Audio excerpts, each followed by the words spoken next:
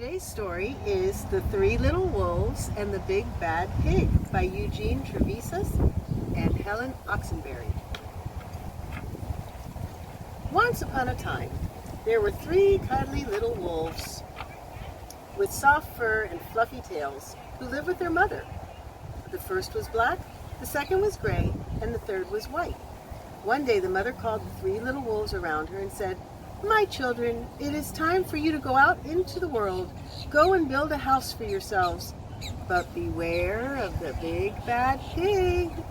"Don't worry, Mother. We will watch out for him," said the little three wolves, and they all set off. Soon they met a kangaroo who was pushing a wheelbarrow full of red and yellow bricks. "Please, will you give us some of your bricks?" asked the three little wolves. "Certainly," said the kangaroo, and she gave them lots of red and yellow bricks. So the three little wolves built themselves a house of bricks.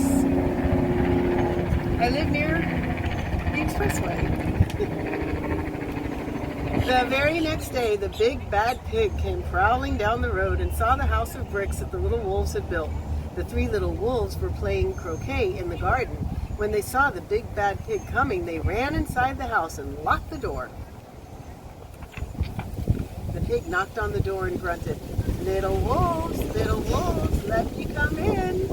"No, no, no," said the three little wolves. "By the hair of our chinny chin chins, we will not let you in, not for all the tea leaves in our china teapots." "Then I'll huff, and I'll puff, and I'll blow your house down," said the pig. So he huffed, and he puffed, and he puffed, and he huffed, but the house didn't fall down.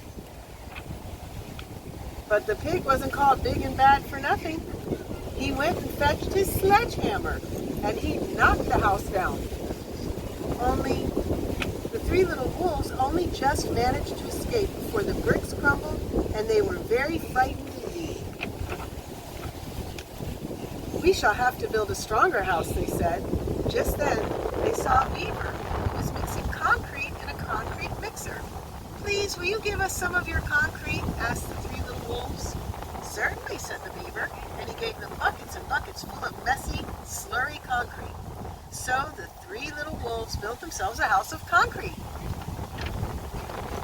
No sooner had they finished than the big bad pig came prowling down the road and saw the house of concrete that the little wolves had built. They were playing battledore and shuttlecock in the garden, and when they saw the big bad pig coming, they ran inside their house and shut the door. The pig rang the bell and said, "Little frightened wolves, let me come in." "No, no, no," said the three little wolves. "By the hair on our chinny chin chins, we will not let you in, not for all the tea leaves in our china teapot." "Then I'll huff, and I'll puff, and I'll blow your house down," said the pig. So he huffed, and he puffed, and he puffed, and he huffed, but the house didn't fall down. But the pig wasn't called big and bad for nothing. He went and fetched him his pneumatic drill and smashed the house down.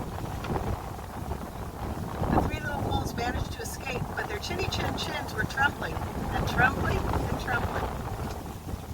"We shall build an even stronger house," they said, because they were very determined. Just then they saw a truck coming along the road carrying barbed wire, iron bars, armor plates, and heavy metal padlocks. "Please, will you give us some of your barbed wire, a few iron bars, and armor plates, and some heavy metal padlocks?" they said to the rhinoceros who was driving the truck. "Sure," said the rhinoceros, and he gave them plenty of barbed wire, iron bars, armor plates, and heavy metal padlocks. He also gave them some plexiglass and some reinforced steel chains because he was a generous and kind-hearted rhinoceros. So the three little wolves built themselves an extremely strong house. It was the strongest, securest house one could possibly imagine. They felt absolutely safe.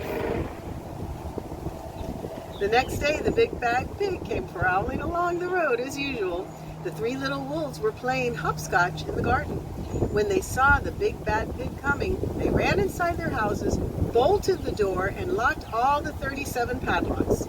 The pig dialed the video entrance phone and said, "Little frightened wolves with the trembling chins, let me come in." "No, no, no," said the little wolves. "By the hair on our chinny chin chins, we will not let you in, not for all the tea leaves in our china teapot." "Then I'll huff, and I'll puff, and I'll blow your house down," said the pig.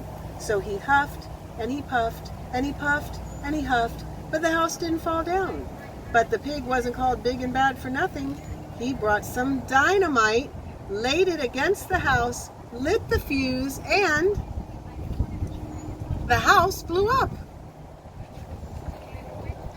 Something must be wrong with our building materials, they said. We have to try something different. But what? At that moment, they saw a flamingo coming along, pushing a wheelbarrow full of flowers. "Please, will you give us some flowers?" said the little wolves. "With pleasure," said the flamingo, and he gave them lots of flowers. So the three little wolves built themselves a house of flowers. One wall was of marigolds, one of daffodils, one of pink roses, and one of cherry blossoms. The ceiling was made of sunflowers, and the floor was a carpet of daisies.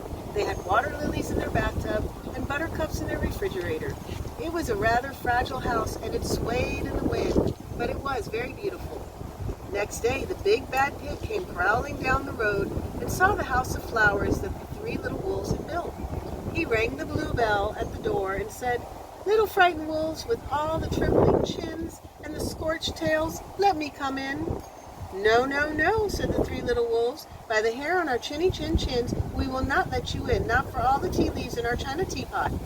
"Then I'll huff and I'll puff and I'll blow your house down," said the pig. But as he took a deep breath, ready to huff and puff, he smelled the soft scent of the flowers. It was fantastic, and because the scent was so lovely, the pig took another breath, and then another. Instead of huffing and puffing, he began to sniff. He sniffed deeper and deeper until he was quite filled with the fragrant scent. His heart grew tender, and he realized how horrible he had been. Right then, he realized. He decided to become a big, good pig. He started to sing and to dance the tarantella. At first, the three little wolves were a bit worried. It might be a trick. But soon they realized that the pig had truly changed, so they came running out of the house. They started playing games with him. First they played pig-pog, and then piggy in the middle, and when they were all tired, they invited him into their house. They offered him tea and strawberries and wolfberries and asked him to stay with them as long as he wanted. The pig accepted, and they all lived happily together ever after. Boys and girls, this is a lesson on how to be kind rather than being mean. And you make friends, and you keep friends that way. I hope you enjoyed this little trick of what you thought might have been the three little pigs and the big bad wolf. Instead, it was the three little wolves and the big bad pig. Tune in next week, and we will have another story for you.